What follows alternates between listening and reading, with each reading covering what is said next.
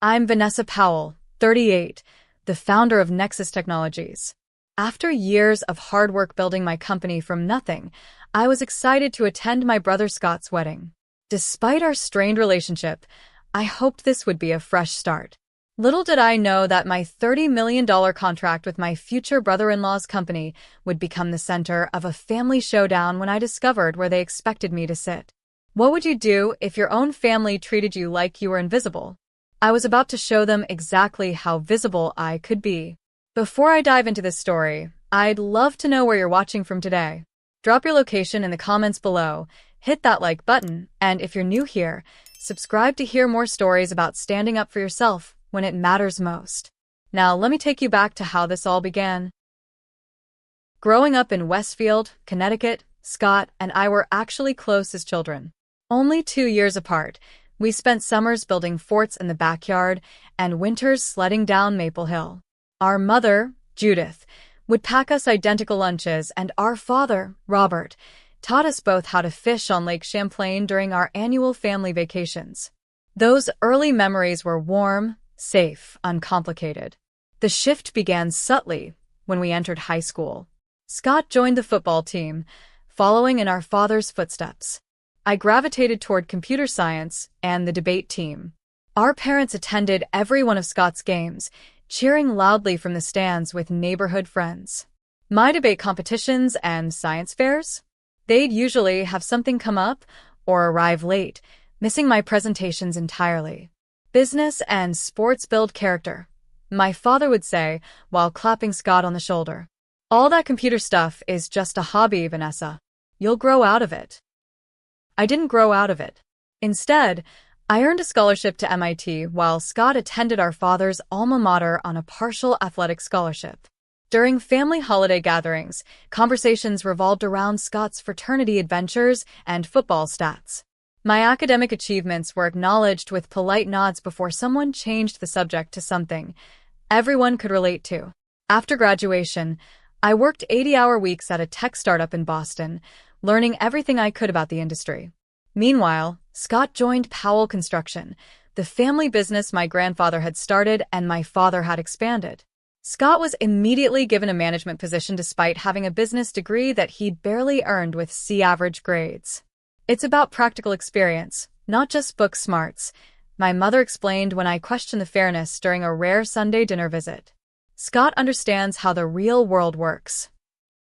At 28, I took the biggest risk of my life. I cashed in my savings, secured a small business loan, and founded Nexus Technologies. The first 2 years were brutal. I converted my one-bedroom apartment into an office space, sleeping on a pull-out couch in the living room. Ramen noodles became both breakfast and dinner as I poured every penny into the business. When I called home during that period, conversations were brief. "I'm worried about you, honey," my mother would say.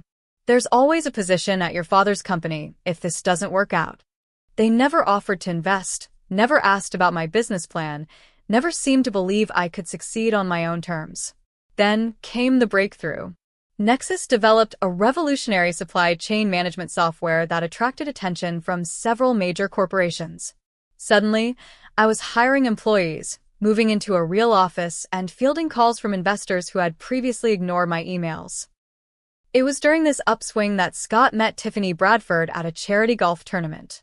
Tiffany was the only daughter of Richard Bradford, the owner of Bradford Enterprises, a national commercial real estate development company worth billions. Their courtship was fast and flashy, with vacations to the Maldives and weekend trips to Paris. My parents were ecstatic. "Richard has taken quite a shine to Scott," my mother gushed during one of our monthly phone calls. "He's introducing him to all the right people." This relationship could really take the family business to new heights. The irony wasn't lost on me. While my own business achievements were treated as a curious hobby, Scott's relationship was celebrated as a strategic business move. 6 months into their relationship, Scott and Tiffany announced their engagement. The Bradford and Powell families merged their social circles, with my parents suddenly attending country club events and charity galas they'd previously dismissed as pretentious. Meanwhile, through completely separate channels, Bradford Enterprises had been searching for a new technological solution to their increasingly complex supply chain issues. Their operations director, Eleanor Wright, found Nexus through an industry conference where I had presented our software. She had no idea about the family connection when she reached out. After 3 months of demonstrations, security audits, and negotiations, Bradford Enterprises signed a $30 million contract with Nexus Technologies. It was the largest deal in my company's history, one that would allow us to expand internationally and develop new product lines. I mentioned the contract to my parents during our weekly call, hoping they might finally acknowledge my success. "That's nice, dear," my mother said. "Did you get the invitation to Scott and Tiffany's engagement party? It's at the Bradford estate. Richard has his own golf course on the property." 2 weeks later, at the engagement party, I met Richard Bradford for the first time. He was tall, impeccably dressed, with silver hair and the confident posture of a man accustomed to being the most powerful person in any room. "So you're the brilliant mind behind Nexus," he said, shaking my hand firmly. "Your team's presentation blew our tech department away. Eleanor says your software will save us millions in the first year alone." "Thank you, Mr. Bradford. We're excited about the partnership. Please call me Richard. And we must set up a proper dinner soon. I'd love to hear more about where you see technology heading in our industry." Before I could respond, my mother appeared at my elbow, eyes wide with surprise. "You two have met?" she asked, looking between us. "Just now," I replied. "Richard was kind enough to compliment our software." "Your software?" Richard's eyebrows rose. "Wait, Powell, you're Scott's sister?" He never mentioned his sister ran Nexus Technologies. An uncomfortable silence followed. My mother laughed nervously. "Oh, Vanessa has always been our little computer genius," she said, as if explaining away a child's quirky hobby.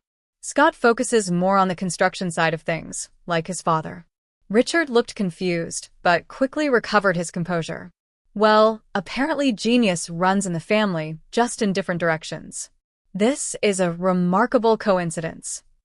It wasn't a coincidence that my brother had never mentioned my company to his future father-in-law. It was a deliberate omission. My success didn't fit the narrative Scott had created about himself as the family achiever. Despite this revelation, I held on to hope that Scott's wedding might be a turning point. Perhaps the undeniable evidence of my success through the Bradford contract would finally earn me the respect I'd worked so hard to achieve. I spent weeks selecting the perfect outfit, a tailored navy blue dress that projected both elegance and authority. I even arranged for Marcus Chen, a respected venture capitalist I'd been dating for 3 months, to accompany me. "Are you sure you want me there?" Marcus asked over dinner the week before the wedding. "From everything you've told me about your family dynamics, it sounds like it might be stressful." "That's exactly why I want you there," I admitted. "Having someone who sees me for who I actually am will help me keep perspective." The night before the wedding, I called Scott, wanting to connect before the chaos of the event. "Hey, just wanted to say I'm really happy for you," I said when he answered. "And I'm looking forward to tomorrow." "Thanks, sis," he replied, sounding distracted. "It's crazy here. Tiffany's got the wedding planner on speed dial, and Richard keeps adding people to the guest list. Anything I can help with?" "Nah, we've got it covered." A pause. "Listen, about the seating arrangements." "Yes." "Nothing. Just, we've had to make some last-minute changes with all the additions. But it's handled now. See you tomorrow, okay?" As I hung up, I felt a twinge of unease, but pushed it aside. Tomorrow would be different. Tomorrow, finally, I would be seen. The Bradford estate sprawled across 30 acres of manicured gardens, with views of Long Island Sound in the distance. Cars lined the winding driveway, a mix of luxury vehicles that probably cost more than most people's homes. Marcus whistled low as we pulled up in my Tesla. "You didn't mention this was going to be quite so extravagant," he said, adjusting his tie. "I didn't know," I admitted. "This is my first time at the Bradford estate, too." A valet in a crisp uniform opened my door with a practiced smile. "Welcome to the Bradford Powell wedding, ma'am." The main house was a Georgian-style mansion with columns and symmetrical wings extending from either side. A string quartet played softly near an ornate fountain where guests in formal attire mingled, champagne flutes in hand. White roses and orchids adorned every surface, their subtle fragrance mixing with the salt air from the nearby sound. Vanessa. My mother's voice carried across the garden. She approached in a pale pink dress that she'd mentioned purchasing specifically for the occasion during 3 separate phone calls. You're here. And who is this? Mom, this is Marcus Chin. Marcus, my mother, Judith Powell. Marcus extended his hand with a warm smile. Pleasure to meet you, Mrs. Powell. You have a lovely family. Thank you, she replied, her eyes quickly assessing him before turning back to me. Vanessa, your father is by the bar with Richard and some of the investors. You should come say hello. She didn't wait for a response before turning and expecting us to follow. She seems nice, Marcus whispered, his tone gently teasing. Just wait, I murmured back. My father stood in a circle of men in dark suits, all laughing at something Richard Bradford had just said. When he spotted me, his smile faltered for just a moment before recovering. There's my girl, he said, giving me a quick one-armed hug. And who's this young man? After introducing Marcus again, I turned to Richard Bradford, who greeted me with considerably more enthusiasm than my own father. Vanessa, the woman of the hour. I was just telling these gentlemen about how your software is revolutionizing our operations. 3 months in, and we're already seeing results. The men in the circle regarded me with new interest. You're behind the Nexus system? Asked an older man with a southern accent. Bradford hasn't stopped talking about it. Says it's saving him a fortune in logistics alone.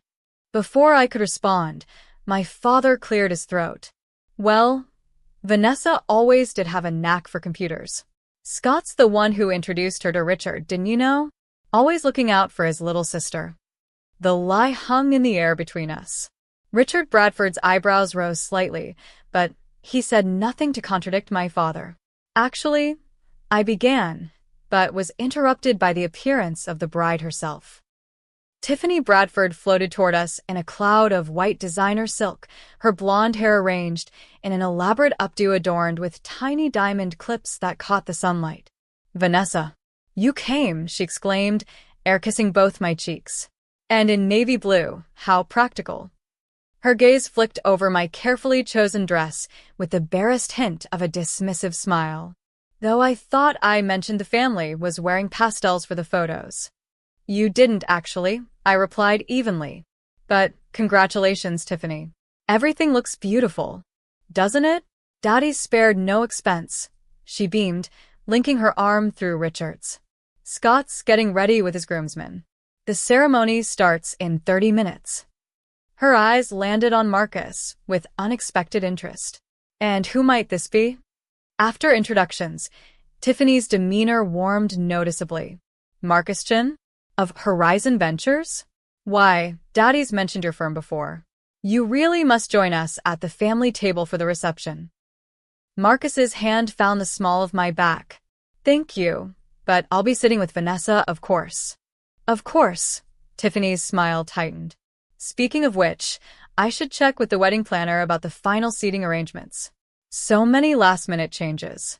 As she glided away, Marcus leaned close to my ear. Is it my imagination, or did the temperature just drop 20 degrees? The ceremony itself was elaborate but impersonal, with a famous string quartet, a celebrity officiant, and vows that sounded like they'd been written by a publicist.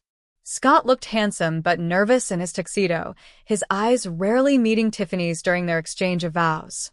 Afterward, guests were directed to a massive tent set up on the lawn for the reception. Crystal chandeliers hung from the ceiling, casting a warm glow over dozens of round tables draped in white linen and centered with towering floral arrangements.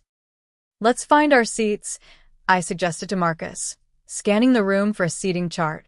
A harried-looking wedding planner with a tablet stood near the entrance, directing guests. When I gave her my name, she frowned and scrolled through her list several times.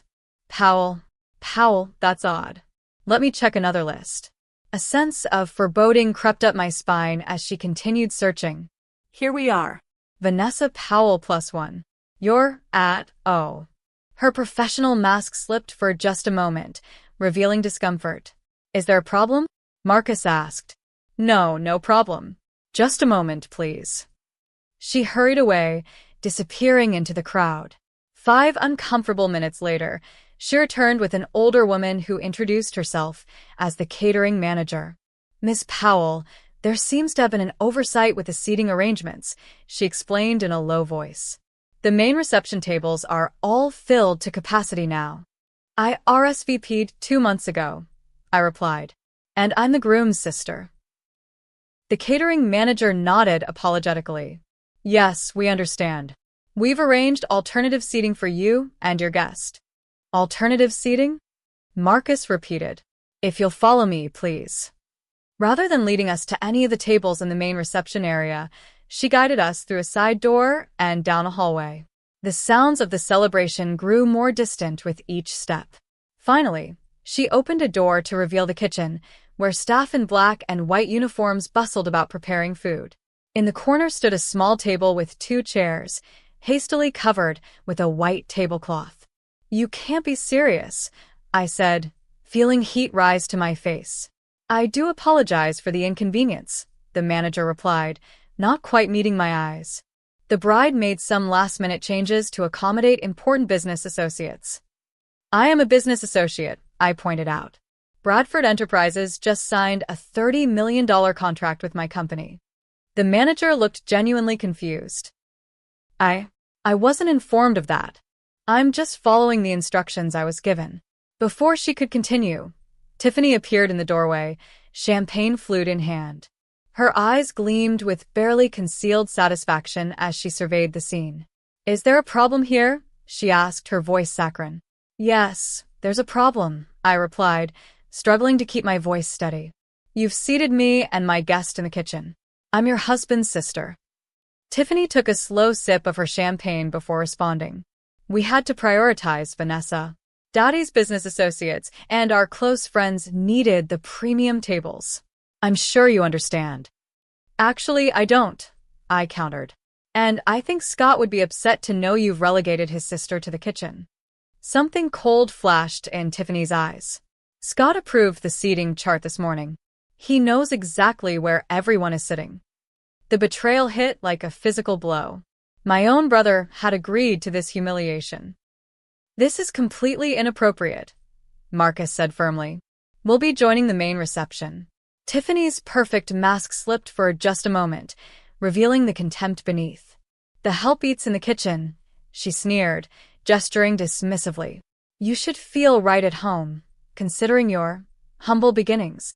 The catering manager looked mortified, backing away from the confrontation. Several kitchen staff members paused in their work, awkwardly pretending not to listen. In that moment, something inside me snapped. Decades of being diminished, overlooked, and now openly disrespected crystallized into perfect clarity.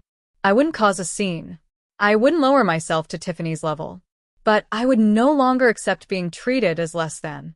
Marcus, I said quietly, I need a moment alone.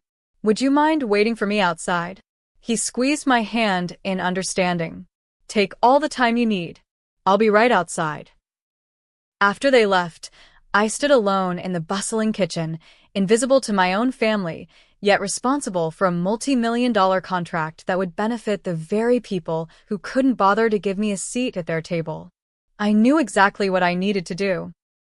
The women's restroom off the main hallway was empty, thankfully. I locked myself in a stall, leaned against the door, and finally allowed the tears of humiliation to fall. I covered my mouth to muffle the sound, not wanting anyone who might enter to hear me breaking down. How had I deluded myself into believing this wedding would be different? That my success would finally earn me a place in my own family? The pattern was so clear now, stretching back through the years like a roadmap of dismissal and favoritism. I remember my 16th birthday when my parents forgot because Scott had a regional football championship the same weekend. They'd hastily bought a cake from the grocery store 3 days later, the candles sinking into melting frosting as they explained how proud they were of Scott's performance. Then there was my college graduation from MIT, summa cum laude. My parents arrived an hour late, missing my speech as valedictorian because Scott's fraternity had an alumni breakfast they couldn't possibly miss. They'd brought him along to my celebration dinner, where he dominated the conversation with stories about his summer internship at a friend's father's company. And the day I signed the lease on my first real office space for Nexus, I'd called home, bursting with pride, only to be told they couldn't talk long because they were hosting a barbecue to celebrate Scott's promotion to vice president at Powell Construction, a title created specifically for him.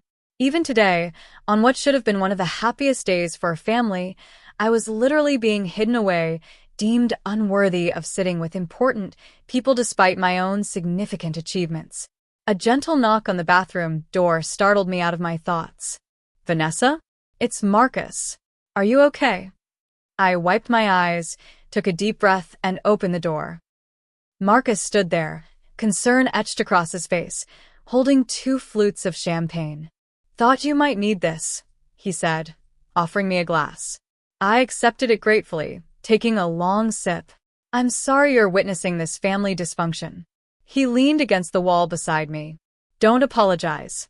If anything, I'm getting a very illuminating look at what you've been dealing with your entire life. And yet I still came, still hoping for, I don't even know what. Acceptance? Recognition? The basic respect any person deserves from their family?" Marcus suggested gently.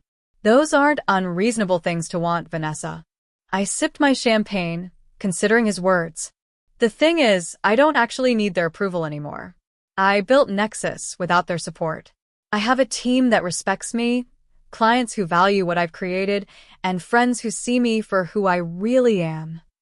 I glanced at him. "I have you." "You certainly do," he confirmed with a warm smile. "So, what do you want to do? We can leave right now. Get dinner somewhere else. Maybe catch a movie. Pretend this whole wedding fiasco never happened." My phone buzzed in my clutch. I pulled it out to see Eleanor Wright's name on the screen. "I should take this," I said, straightening. "It's the operations director from Bradford Enterprises." Marcus nodded and stepped away to give me privacy. "Is everything okay?" "Everything's fine, Vanessa. Just wanted to confirm our meeting next week about the Phase 2 implementation. And to let you know, the first payment for the contract was processed this morning. $30 million, right on schedule." As Eleanor continued discussing technical details, a realization dawned on me. I wasn't powerless here. I had built something valuable, something even Richard Bradford couldn't dismiss. And while I couldn't change how my family saw me, I could change how I responded to their treatment. "Eleanor, can I call you back in about 20 minutes? I'm actually at the Bradford Powell wedding right now." "Oh. "I didn't realize you were attending." "Of course. Enjoy the celebration. We can talk Monday." After hanging up, I turned to find Marcus, watching me with curiosity. "What are you thinking?" he asked, recognizing the shift in my demeanor. "I'm thinking that I've spent my entire life hoping my family would recognize my worth," I replied, surprising myself with how calm I felt. "But maybe it's time I recognized it myself and acted accordingly." "What does that mean exactly?" I smoothed my dress and checked my reflection in the mirror, wiping away the last traces of tears. "It means I'm not going to hide in the kitchen like I'm ashamed of who I am. It means I'm going to walk back into that reception with my head held high. And it means I'm going to make a business decision based on how I've been treated, not on family obligation." Marcus's eyes widened slightly as understanding dawned. "The Bradford contract." "Exactly. Richard Bradford wants the benefits of my company's software, but his daughter and my brother think I'm only worthy of sitting with the kitchen staff. That's not a business relationship I want to maintain." "Are you sure about this?" "It's a $30 million contract." I took a deep breath, calculating exactly what this would mean for Nexus. Yes, the Bradford contract was significant, but it wasn't our only major client. We had diversified well over the past 2 years. Losing the contract would hurt, but it wouldn't devastate us. And the message it would send was worth far more than the money. "I've never been more sure of anything," I replied. "I deserve better than this, both personally and professionally. And it's time everyone understood that." Marcus smiled slowly. "Then I'm with you. Whatever you decide to do." We walked back toward the reception together, my mind clear and my purpose defined. For the first time that day, I felt a sense of peace. Not because I was about to retaliate, but because I was finally valuing myself enough to establish boundaries, even with family. Just outside the reception tent, I paused, watching through the opening as Scott and Tiffany moved from table to table, greeting guests. They stopped at the head table where Richard Bradford sat with several distinguished-looking men in expensive suits, all laughing and raising glasses in a toast. "That's where I should be sitting," I said quietly. "Not because I'm Scott's sister, but because I'm the CEO of a company that Bradford Enterprises desperately needs." "Then let's make sure they understand exactly who they decided to seat in the kitchen," Marcus replied, offering me his arm. With my head held high and my decision made, I stepped back into the reception, no longer seeking approval but ready to command the respect I'd earned. The reception was in full swing when Marcus and I re-entered the tent. A jazz band played from a raised platform while waitstaff circulated with trays of hors d'oeuvres and champagne. Crystal and silver gleamed under the chandeliers, and the buzz of conversation mixed with occasional laughter. No one seemed to notice our return, which was fitting given how they'd tried to render me invisible in the first place. I scanned the room until I spotted what I was looking for: the head table, where Richard Bradford sat with Scott and Tiffany, along with what appeared to be several key business associates. "They're discussing the merger," Marcus murmured, following my gaze. I recognized Thomas Harrington from Coastal Development. If they're bringing him in, Bradford must be planning a major expansion. That explained the important business associates who had taken priority over family. Richard was using his daughter's wedding as a business opportunity, and Scott was playing along, probably hoping to benefit from the connections. "Perfect timing," I replied, straightening my shoulders. "Shall we?" We made our way across the room, pausing occasionally as guests I didn't recognize congratulated me on my brother's beautiful wedding. Each time, I thanked them politely before continuing toward the head table. As we approached, I could hear Richard mid-pitch, combining our resources with Powell Construction for the residential components while maintaining Bradford's focus on commercial properties. "Scott here will oversee the transition. With the new software system we've implemented, we expect to increase efficiency by at least 20% in the first year alone." Scott nodded eagerly, clearly pleased to be presented as a key player in this business discussion. Tiffany sat beside him, one hand possessively on his arm while she surveyed the room with the satisfied look of someone who had everything arranged exactly as she wanted. They didn't notice me until I was standing directly at the table. Richard saw me first, his expression shifting from surprise to discomfort. "Vanessa," he said, straightening in his chair. "We were just discussing business. Something about software implementation that might interest you." "Yes, I heard," I replied calmly. "You were discussing the software my company created, the one your operations director specifically sought out because it's the best in the industry." Scott's smile faltered as he looked between Richard and me. "Van, maybe we can talk about this later? We're kind of in the middle of something here." "Yes, I can see that. Using your wedding reception to negotiate business deals while seating your own sister in the kitchen. Very efficient use of time." A hush fell over the immediate area.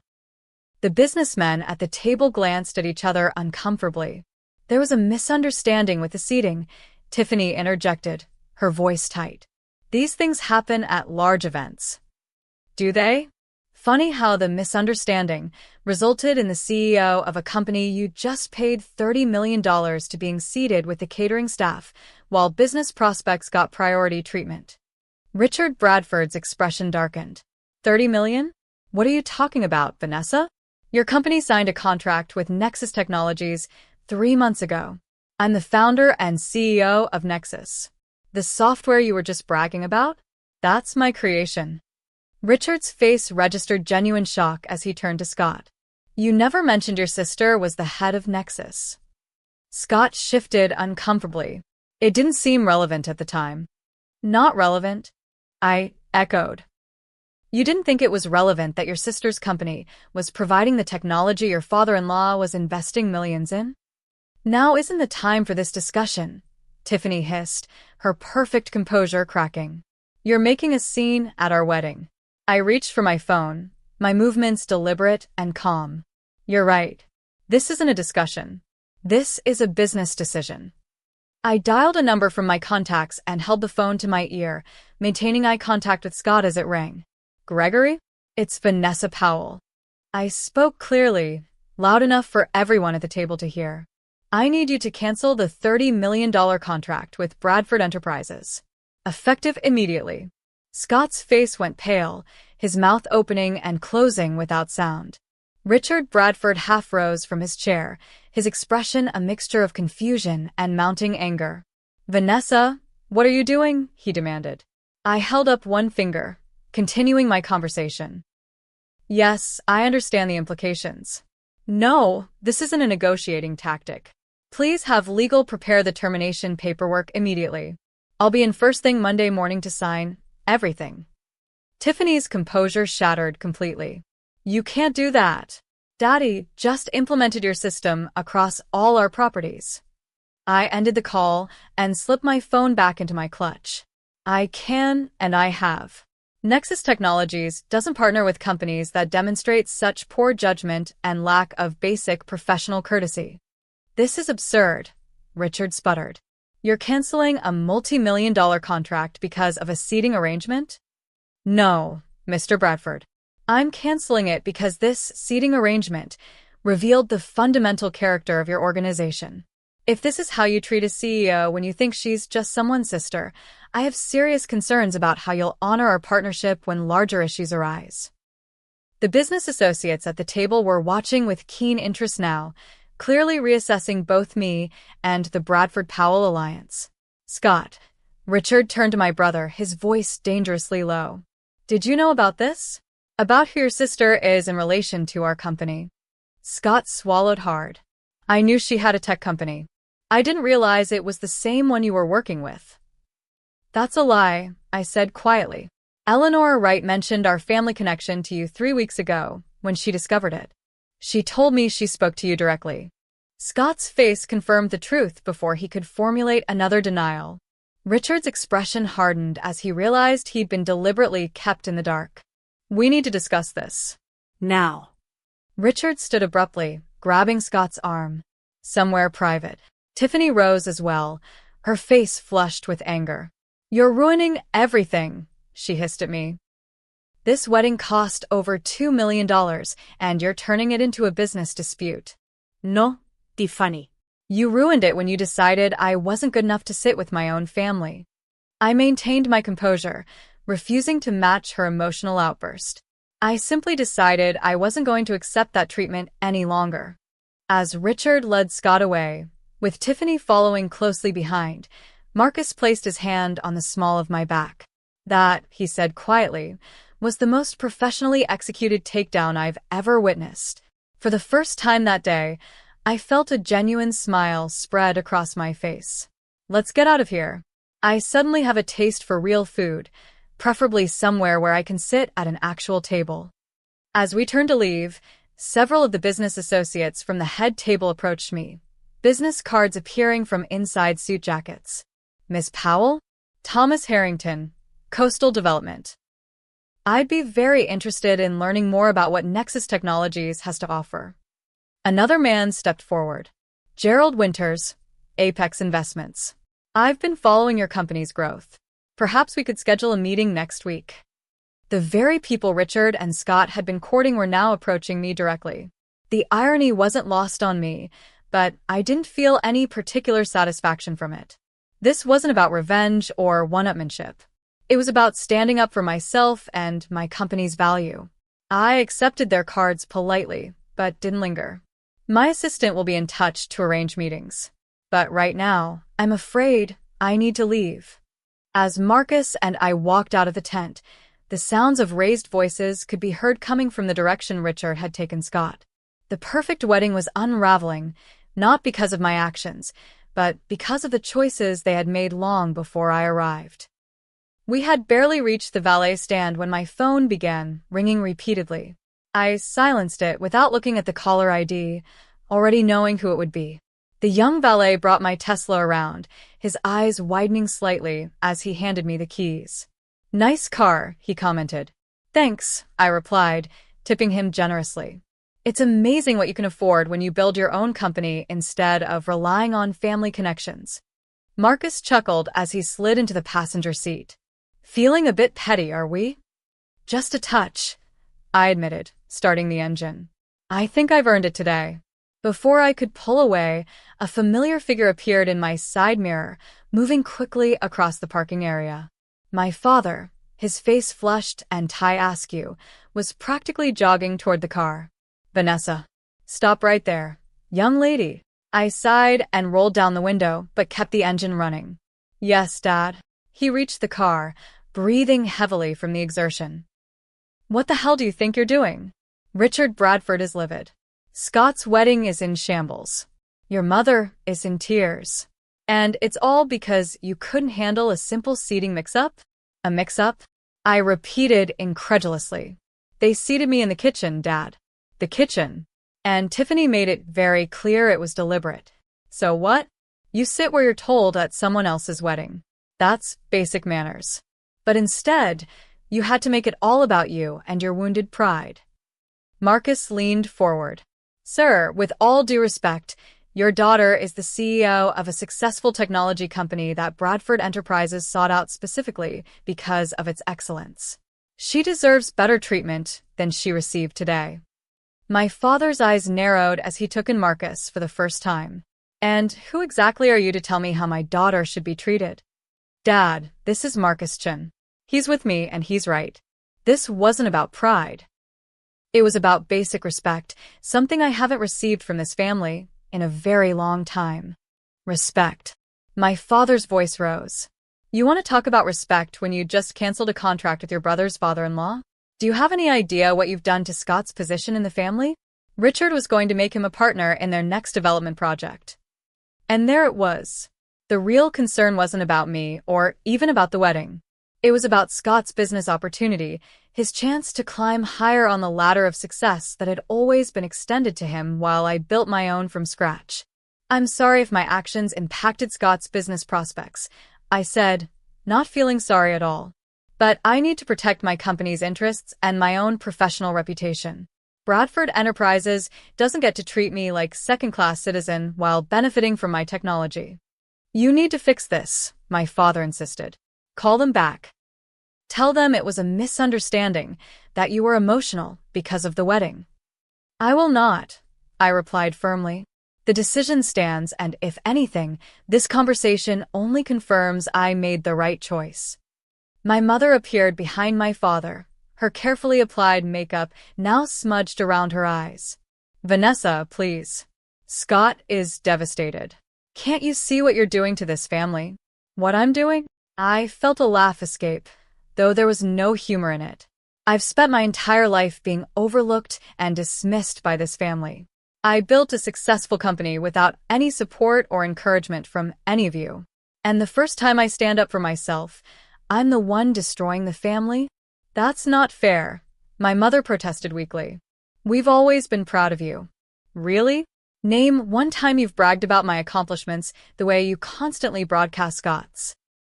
"One time you've introduced me to someone important with the same enthusiasm you just showed for Scott's connection to the Bradfords."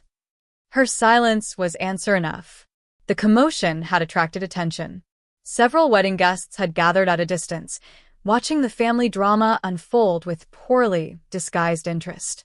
Among them, I spotted Cousin Olivia, who had witnessed the kitchen incident earlier and now gave me a subtle thumbs up from behind my parents' backs.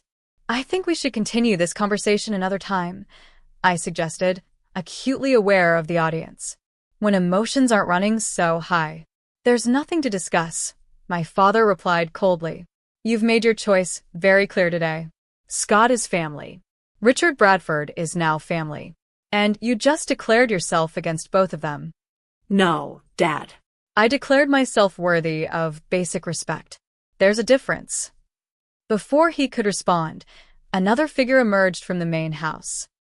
Scott, his face ashen and his perfect wedding attire now rumpled, approached the car with Tiffany and Richard Bradford trailing several steps behind.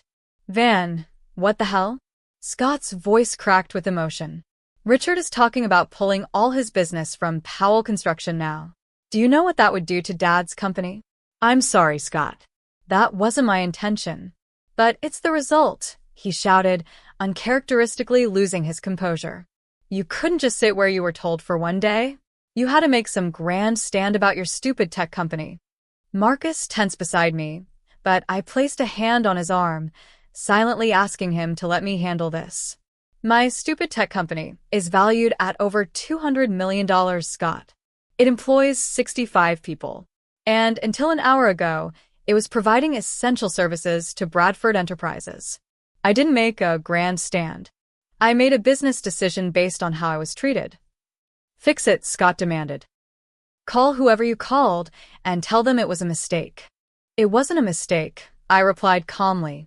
And I'm not going to pretend it was just to salvage your business opportunity. Tiffany pushed past Scott, her perfect bridal appearance now considerably disheveled. This is all your fault, she practically screeched.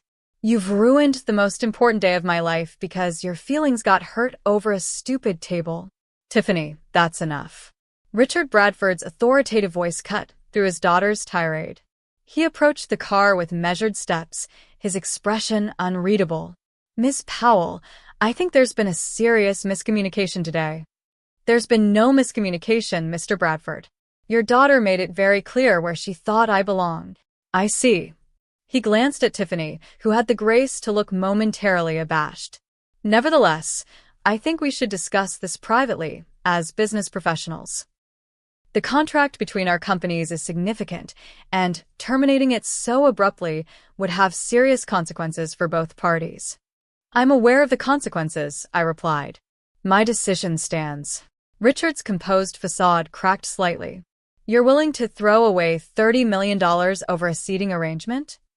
I'm willing to walk away from a business relationship where I'm not respected. The money is secondary.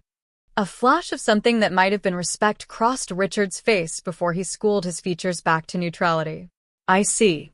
Well, my legal team will be in touch regarding the termination procedures. I'll have my team ready to facilitate a smooth transition, I assured him. Despite everything, I don't want your operations to suffer unnecessarily. This professional exchange seemed to infuriate Tiffany even more. Daddy, you can't just let her do this. She's trying to ruin us because she's jealous of what Scott and I have. Richard turned to his daughter with a sharpness I hadn't seen before. Tiffany, you've done quite enough for one day. Go back inside and attend to our guests. We'll discuss this later. As Tiffany stormed off, followed by my parents, Richard leaned closer to my window. For what it's worth, he said quietly, I had no idea about the seating situation. Had I known, I would have intervened. Thank you for saying that, I replied. But it doesn't change my decision. He nodded once, straightening. I understand. And while I disagree with your choice from a business perspective, I can't say I don't admire your principles. He extended his hand. Good day, Miss Powell. I shook his hand briefly before putting the car in drive. Scott remained standing in the driveway, his expression a mixture of anger and disbelief as we pulled away. That was intense, Marcus commented as we turned onto the main road. Are you okay? I took a deep breath, feeling the tension of the day begin to ease from my shoulders. Honestly, I feel better than I have in years. Like I've finally stopped carrying a weight I didn't even realize I was bearing. The weight of seeking their approval, Marcus suggested. Exactly. I glanced in the rearview mirror at the Bradford estate receding in the distance. I spent so long trying to prove myself to people who were never going to see my value. Today, I finally saw it for myself. So what now? Marcus asked. Besides finding a place with excellent food and proper seating arrangements. I laughed, a genuine laugh that surprised me with its lightness. Now we rebuild. Nexus will be fine without the Bradford contract. We have other clients, other opportunities.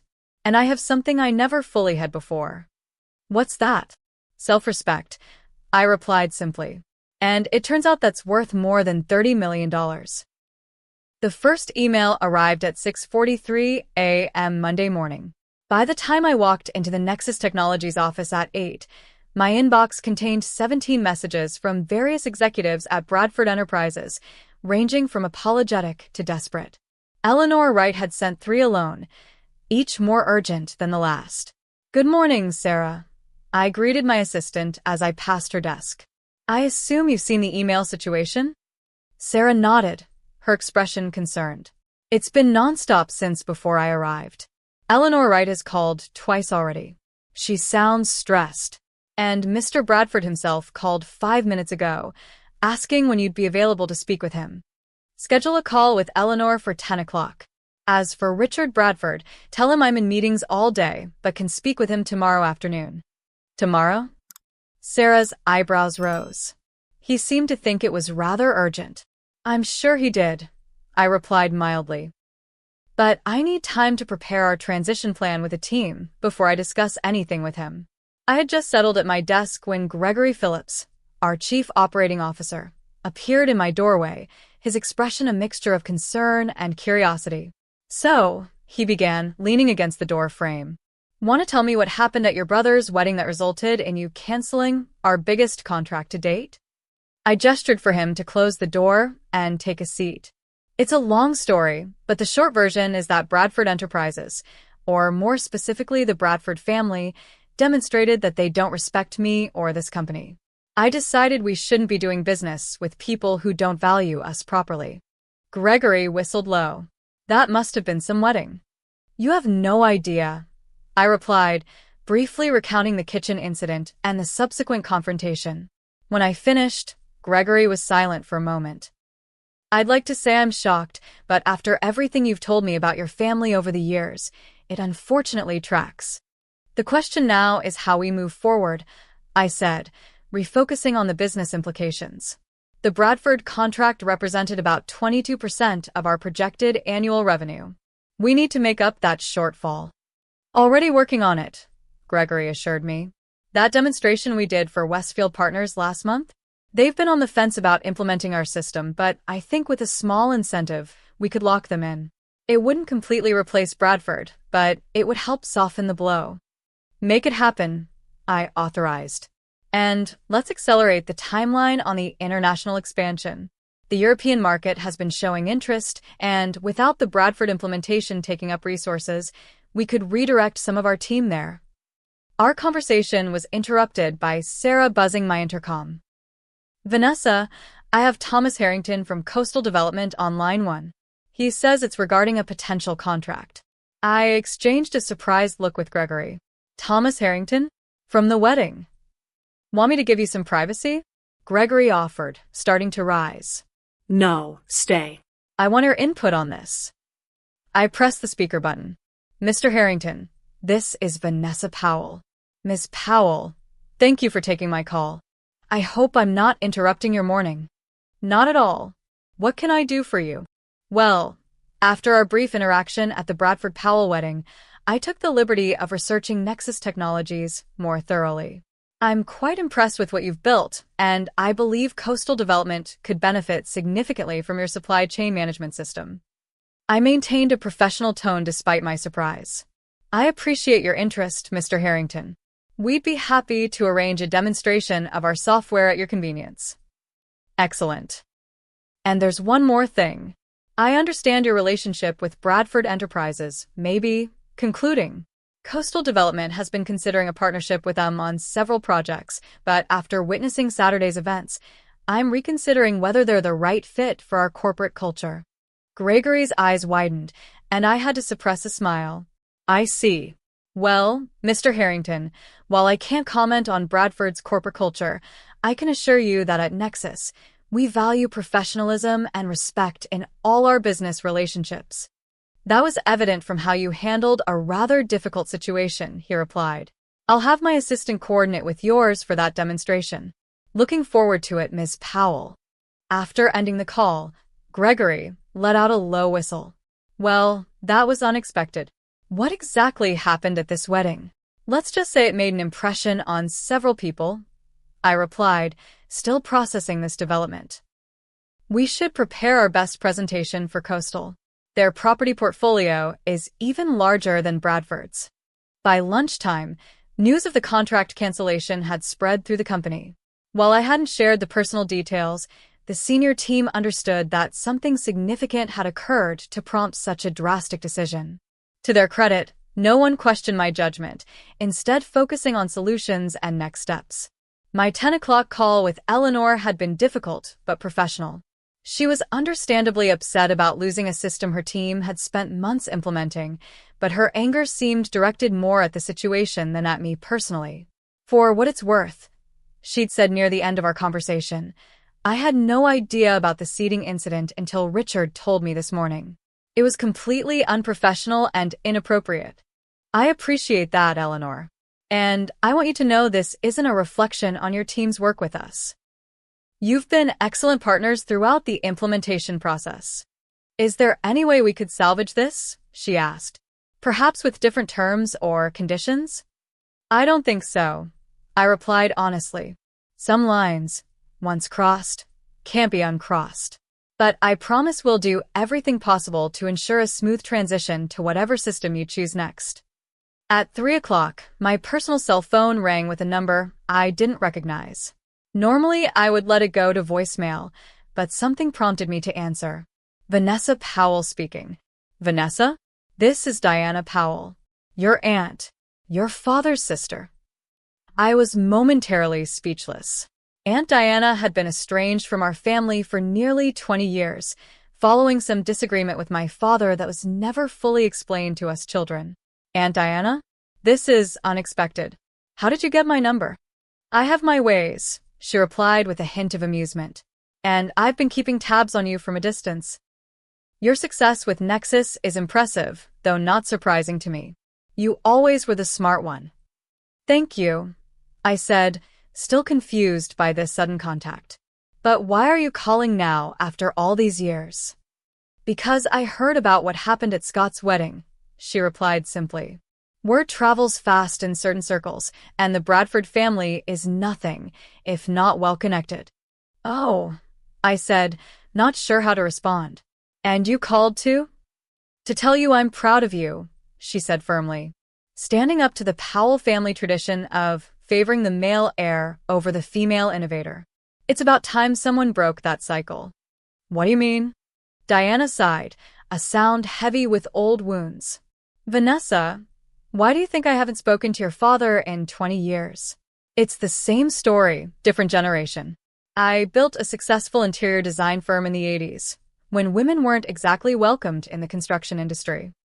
Your grandfather and father decided my business was a cute hobby and gave the family construction company entirely to your father, even though I had worked there every summer and holiday since I was 16.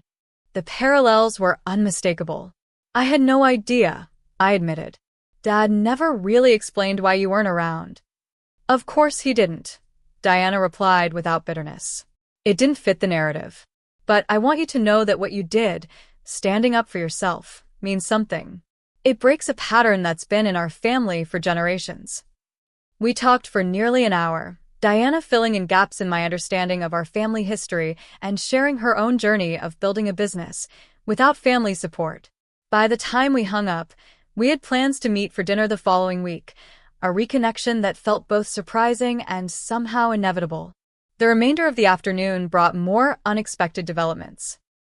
Gerald Winters from Apex Investments called to discuss not just a potential contract for his company's supply chain needs, but the possibility of Apex making a strategic investment in Nexus Technologies to fund our international expansion. Your handling of the Bradford situation showed exactly the kind of principled leadership we look for in investment opportunities, he explained. Sometimes walking away from the wrong partnership is more valuable than securing a new one. By 5 o'clock, I had instructed our legal team to prepare termination paperwork for the Bradford contract while simultaneously exploring 3 new potential client relationships that had emerged directly from connections made at the wedding. The irony wasn't lost on me. As I was preparing to leave for the day, my phone buzzed with a text from Scott. The first contact since our confrontation. Need to talk. In person. Just you and me. Tomorrow? Lunch. I stared at the message for a long moment, weighing my response. Despite everything, he was still my brother. And while I wasn't seeking reconciliation, I was open to hearing what he had to say. Okay. 1 p.m.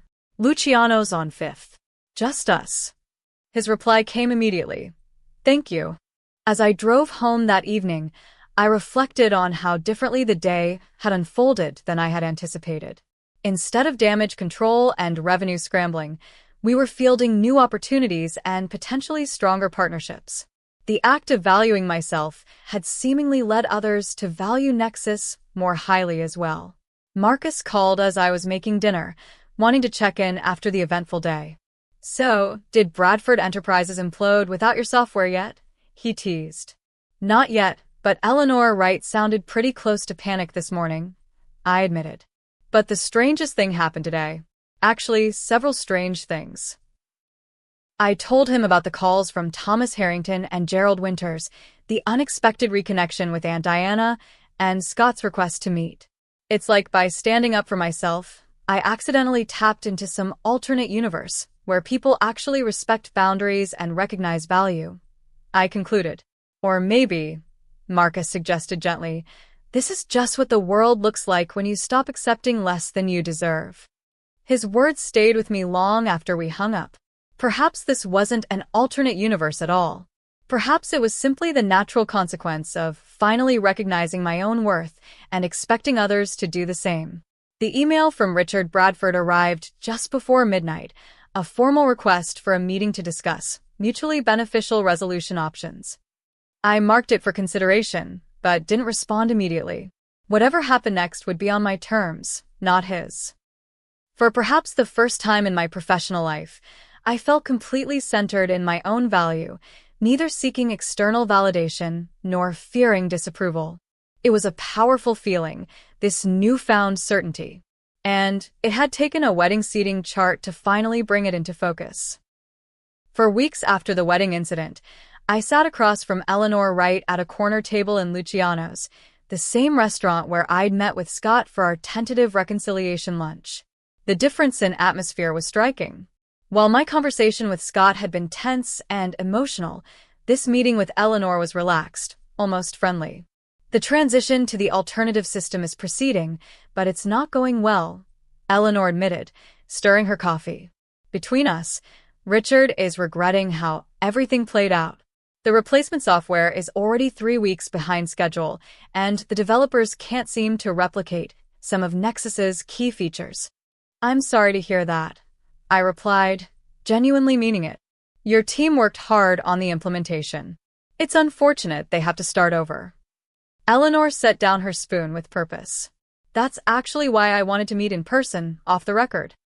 Richard is too proud to approach you directly again after your last meeting, but there's growing consensus among the executive team that we made a serious mistake letting Nexus go. The meeting she referred to had occurred 2 weeks after the wedding. Richard Bradford had requested a private discussion at his office, presumably to attempt to salvage the contract. I had agreed, but made it clear I wasn't there to negotiate terms. Miss Powell, he had begun, his tone carefully calibrated between authority and conciliation. I've reviewed the situation thoroughly, and I believe there's room for us to find a mutually beneficial path forward. Mr. Bradford, I appreciate your time, but my decision is final. The contract termination paperwork has already been processed. Perhaps we could discuss a new contract then, he suggested, with more favorable terms for Nexus. My technical team informs me that replacing your system will be considerably more difficult than anticipated. This isn't about terms or conditions, I had explained. It's about a fundamental lack of respect that was demonstrated not just by your daughter, but by my brother and, by extension, your entire organization.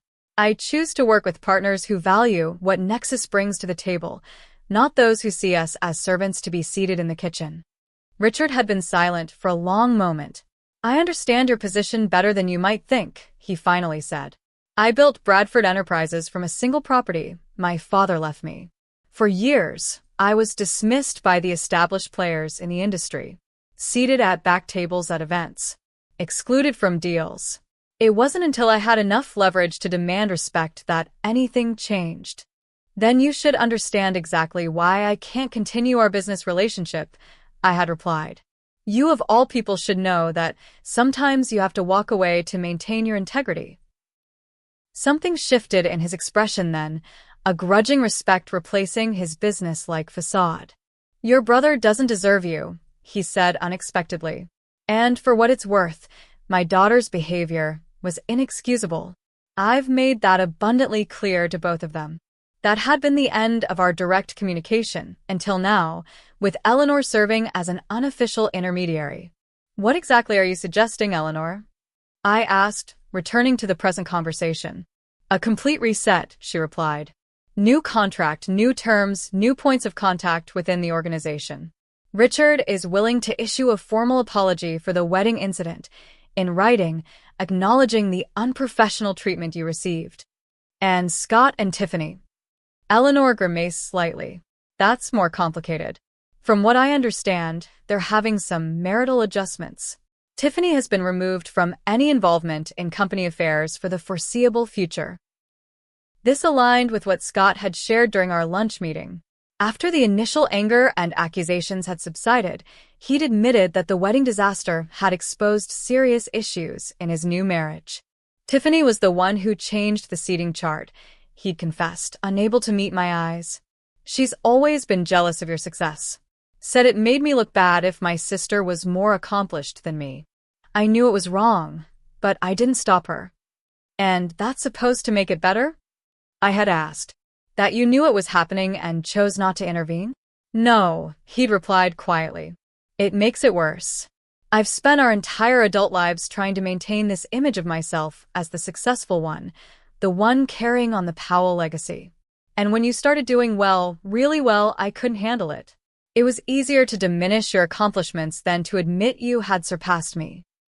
His honesty had been unexpected and, in its way, more meaningful than any apology could have been. We weren't magically repaired, but it was a starting point, an acknowledgement of the dysfunctional patterns that had shaped our relationship for decades. I need to think about it, I told Eleanor now, considering Bradford's proposal. Nexus has secured several new contracts in the past month. We're not in the same position we were when we first signed with Bradford. I understand, Eleanor nodded. But I hope you'll consider it. Despite everything, our teams worked well together on the technical side. I promised to give her an answer within the week and walked her out to the street, where we parted with a handshake that felt more genuine than any interaction I'd had with Bradford Enterprises before the wedding incident. Later that evening, Marcus and I sat on my balcony overlooking the city, sharing a bottle of wine as I recounted the meeting with Eleanor. So, are you considering it? He asked. Taking Bradford back as a client? I swirled the wine in my glass, considering. Honestly, I'm not sure. On one hand, it would be good for Nexus financially. On the other hand, there's something to be said for maintaining boundaries once they've been established. What does your team think? Gregory believes we should consider it, but only with significant contractual protections and a substantial increase in fees.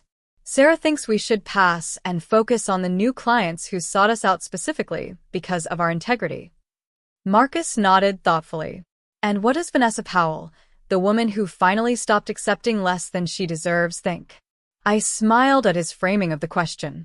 She thinks that whatever decision I make needs to come from a place of strength, not insecurity or vindictiveness.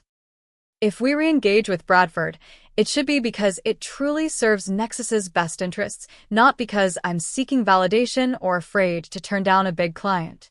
That sounds like the CEO I've come to admire, Marcus replied, raising his glass in a small toast. The month following the wedding had brought other changes as well. My reconnection with Aunt Diana had blossomed into a genuine friendship.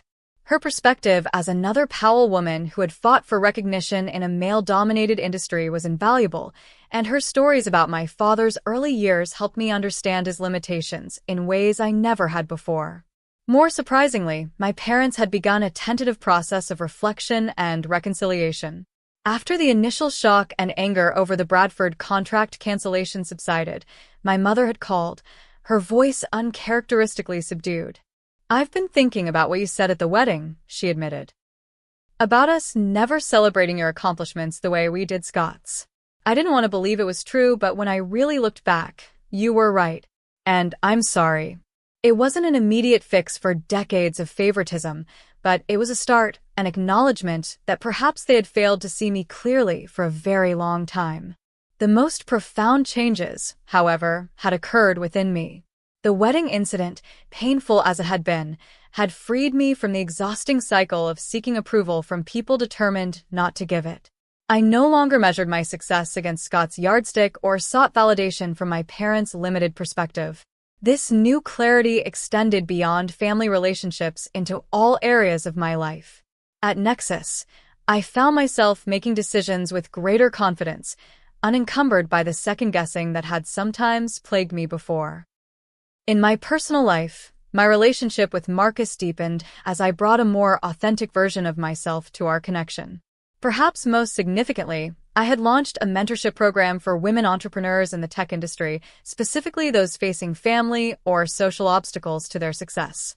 The program, which I named Visible, provided not just business guidance but strategies for maintaining boundaries and self-worth in environments designed to diminish both. The first cohort of 20 women had already begun meeting weekly, their stories often painfully familiar echoes of my own experience. But in helping them navigate their challenges, I found healing for my own past wounds. You know what still amazes me? I said to Marcus as the city lights began twinkling below us. How one moment of standing up for myself created this ripple effect that's still expanding. That's how change works, he replied. It rarely happens in the big, dramatic ways we imagine. It's usually one person making one decision that alters the trajectory just enough to create a new pattern. As the evening deepened around us, I thought about all the patterns that had been broken in the aftermath of that wedding day. Family patterns, business patterns. Most importantly, my own internal patterns of accepting less than I deserved. The text message from Scott arrived just as Marcus and I were considering ordering takeout. Dad wants to have dinner next week. Just the family. Says he has something important to discuss. Will you come? I showed the message to Marcus. What do you think? I think you've earned the right to set the terms for any family engagement, he replied. If you want to go, go. If you don't, don't. Either way, you're doing it from a position of strength now, not obligation. I typed my response carefully. I'll be there. But I'm bringing Marcus. He's important to me and I want him there. Scott's reply came moments later. Of course. Mom and Dad will be glad to get to know him better. It wasn't perfect. The scars of decades of family dynamics wouldn't heal overnight. The Bradford contract situation remained unresolved. Scott and Tiffany were navigating their new marriage with its revealed fractures. But for the first time, I felt like I was engaging with all of it on my own terms, neither controlled by others' expectations nor defined by their limitations. In the end, the story of the wedding seating chart and the canceled contract wasn't really about either of those things. It was about finally recognizing that my value wasn't determined by where others placed me, but by where I chose to stand. What about you? Have you ever had to stand up to family members who didn't recognize your worth? Or walked away from a situation where you weren't being valued properly? Share your experience in the comments below. Sometimes the hardest boundaries to set are with the people closest to us, but as I learned, they can also be the most transformative. Don't forget to like this video if it resonated with you, subscribe for more stories about standing in your power, and share with someone who might need a reminder of their own worth today. Thank you for listening, and remember, you deserve a seat at the table, and you have the power to walk away if others don't recognize that truth.